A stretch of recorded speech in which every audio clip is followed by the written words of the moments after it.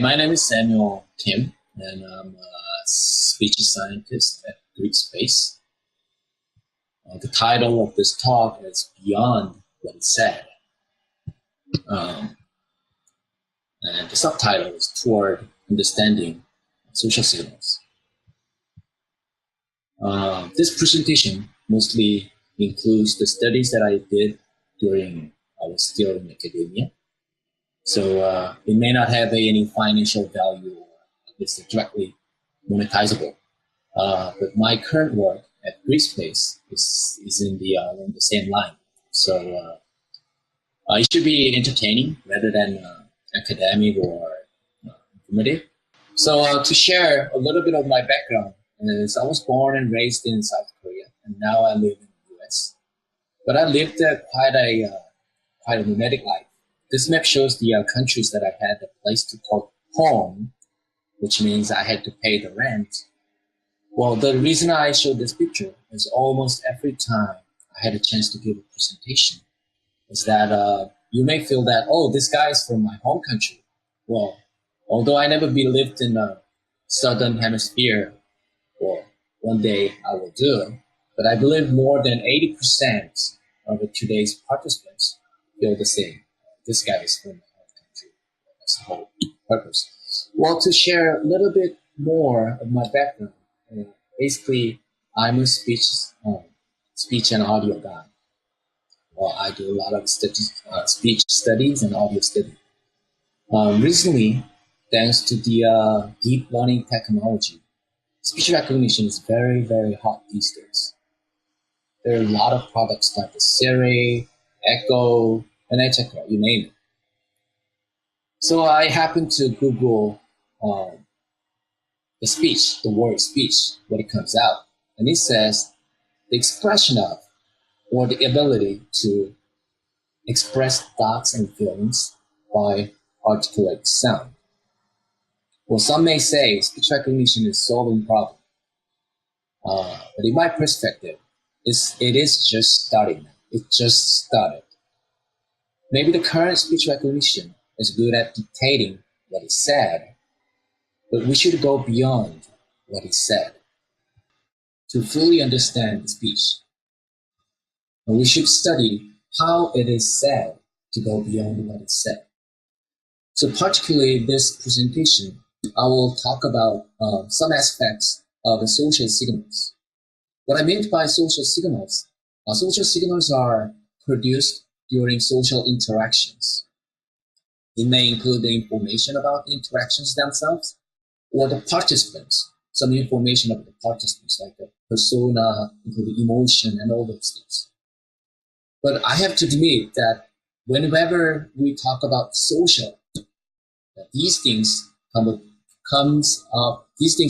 to mind, like social media these days. Well, I can call it like social signals in a cyber world.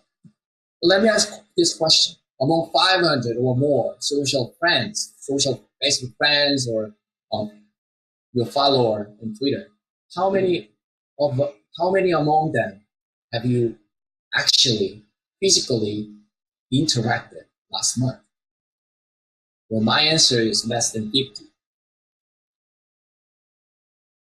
So I'm more interested in the physical, the real world social signal. Most of social interactions actually happen in a physical real world. What do you see in this picture? A guy and a girl. Is that it? Can't you see there's something going on between them? But they may be floating around, right? So I could read the signals. I could read the signals between them.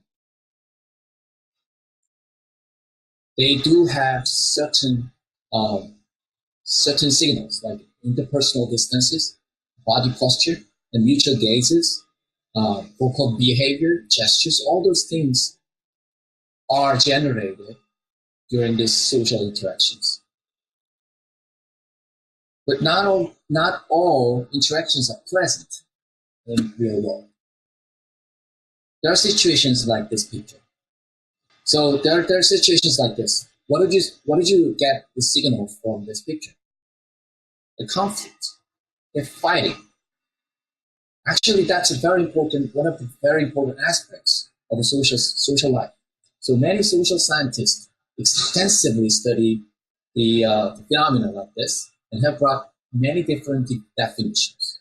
Well, engineers like myself, like I can't hardly distinguish one from the other, but it's all about like views, wishes, desires, and interests. They have some common thing and they fight over the resource. That's the main definition of this conflict. But the reality is, it has been kind of neglected in computer society. So I'm gonna deal with this conflict today. So where does conflict happen? What's the domain that usually is conflict happening? The first domain is politics, right? They fight all the time. What are the other domain that people fighting? The real fight. It's in the marriage life. Well, some of you may understand what I mean by this, but I'm not going to talk about the marriage life today. I'm more focused on politics today. So I'm going to talk about the conflicts in politics. Why politics? Because it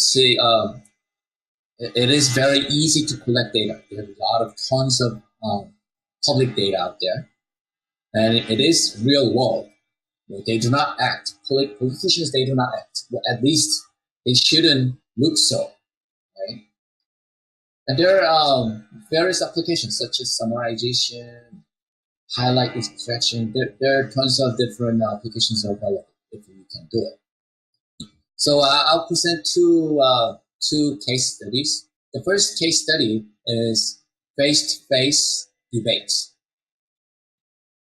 The database that I introduced today is the database is from Swiss politicians' debate. It was broadcasted on TV, and in one show, it's about a 30 minutes long debate, and it has 4 participants and 1 moderator, and it's in French language. And we have collected like 45 debates, which is about like 1 day of length. Let me play back some of the debates.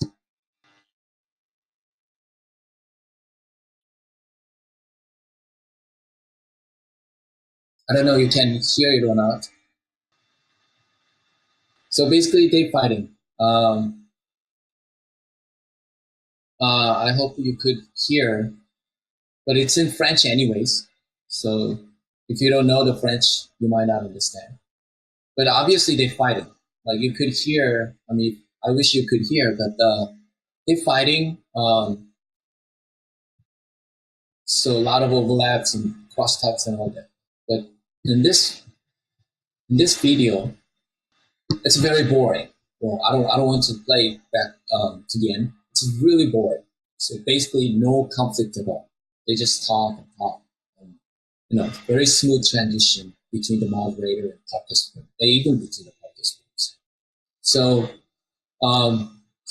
we studied the conflicts in this political debates. That's the whole purpose of this example video clip.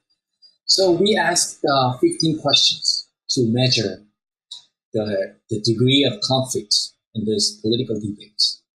And these 15 questions are divided into 2 aspects of conflict. The first one is physical layer, and the other one is inferential layer. What I meant by a physical layer is we can actually observe what's happening. If you see the questions down here, like people wait for their turns, people interrupt one another, one or more people compete to talk, they raise their voice fast, they talk fast, all those things you can observe, right? But note that nothing to do with the language itself. Well, everything is about like how it is said or how they say it. Like there are some visual cues as well. And then inferential layer is about how the viewer observe what is happening. For example, the atmosphere is relaxed. People argue and people accept the view of others. All those questions are you have to interpret the signals from the debates. So we use the mechanical method to measure this thing because it's cheap and fast. We hire 600 annotators. Note that these are non-French speakers. They don't know what they're saying basically. They don't understand the French language at all. So what they measure is just how it is said, not based on what is said. So this is a result of a annotation. Basically, higher number is a higher conflict on both sides. The y-axis is the inferential layer, which means you have to interpret, and physical layer is the thing that you observe. So this video shows that they are highly correlated, a high correlation between physical layer and inferential layer. Well, again, engineers like myself will be like, duh, it's so obvious. When people upset, there should be a physical layer happening, and like there's some gestures, and your voice tone are modulated, and people will perceive it according to it. So maybe it's a very natural way to understand. But what it indicates is if we can detect somehow the physical layer, what's happening in the physical layer, then we infer this inferential layer, how people observe it. So a lot of my colleagues back in Swiss, they were so excited to see this correlation. Basically, they are social scientists. So what we did is extract the physical feature. We try to extract the features that are related to physical layers. So two basic layers. One is a structural conversation, how they give and take their speaking turn, how they exchange the tables. Basically. That's the structure of conversation. What are the interception, how the interception went, all those things. And in addition to that, we also investigated the pattern of the conversation. We also investigated the prosthetic features, like what's the tone of this persons and everything. So based on these two feature sets, we perform the machine learning techniques. We apply machine learning techniques and try to do classify or regress. So we could get like 87% of F measure in a binary classification and 71% of the F measure in ternary classification. We also could get like 0.8 correlation coefficient in a regression test. Well, this study was showed in New Scientist and crowdsourcing.org. The second case study is about television. So in this study, we collect the presidential campaign that was in year 2012. The reason we didn't do the most recent one is maybe it's too close to home probably, so we may not touch it, at least for now. So we collect almost like 300 video clips from television commercials, television advertisement. So a number of clips in Obama campaign, we collected 170, and from nominee we had a little over 100, total like 276 number of clips. And average length of each clip is about like 30 seconds. It's total like 3 hours. I'm afraid you cannot hear the audio from the video clips, but I'm gonna play it anyways. It says, "I'm Barack Obama."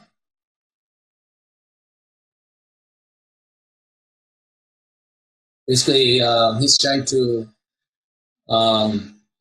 attack Romney on various matters. And this thing is from Romney's campaign. Is basically promote himself. So to measure, to assess this kind of advertisement, we also did the crowdsourcing questionnaire-based assessment. We try to measure what are the goals, like what are the goals and what are the contents and what are the emotions in that advertisement. We also hire 170 different annotators, and each clip of advertisement has a 10 annotators per clip. So the questionnaire here is the first one is basically a control question. If the labeler is paying attention to this labeling job or not. The second is the goal of this advertisement. Is it to promote the candidate or to attack the other opponents or responding to the attack? The third category is what's the contents of this advertisement? Does it have a candidate public speech or candidates record himself like just for this advertisement? Or does it have other public figures? Or does it have a professional narrators? Or does it include testimonial from normal people? And does it have a music or text? Those things. And then the fourth category is emotion. Like it has a how positive or negative is the advertisement.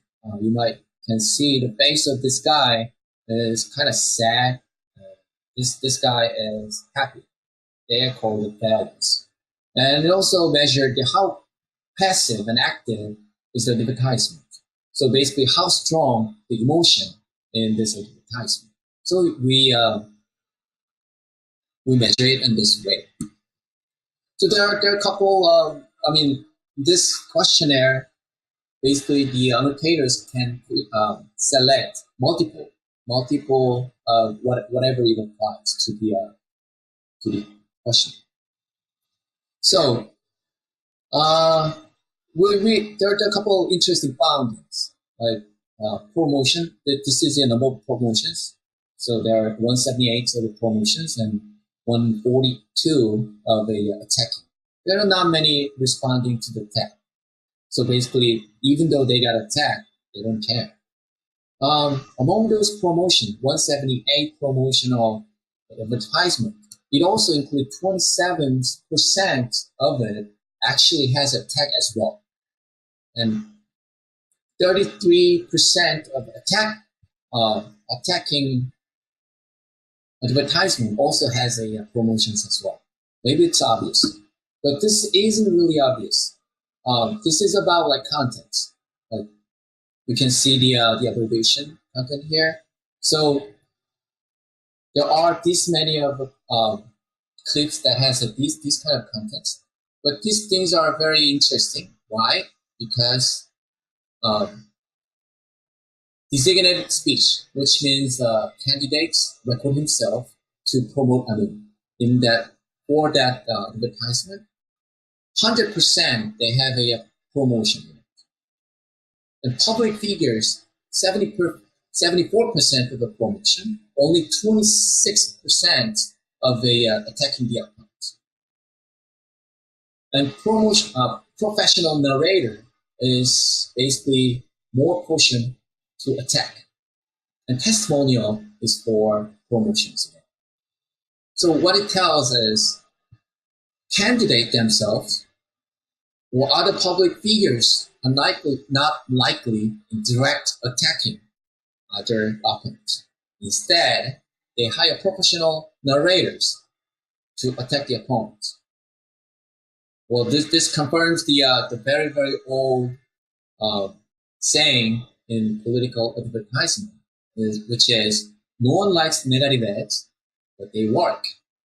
Right? So whenever they want to attack the other the other opponent, they're not gonna appear directly, but instead they hire people to attack. So this is about like emotion. So promotional failures, the higher number says it's more positive, and lower number shows that it's negative. And activation is more like, again, it's about how strong the emotions are. Advertisements. So it says promotional advertisement has a higher variance than others, which is, like when you promote somebody, you gotta do a very pleasant way, while the attacking others has a very low, very in a negative way. So this is the statistics that we got from the crowdsourced measurement labeling procedures. So the question is, can we automate this process? So we did this very similar thing that we did a political debates study. So we extract features here, like although it's a very heterogeneous content. Advertisement has a music in it, so many speakers in it, a lot of the sound effects and all those things. Even though like it's very heterogeneous media, uh, we tried to the same set of features, very similar set of features with the political debates, which is only speech.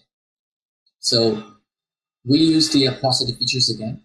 One thing we added is music-related features, chromatic features, and fingerprints. Those things we also use it here because advertisement by nature it has a lot of music.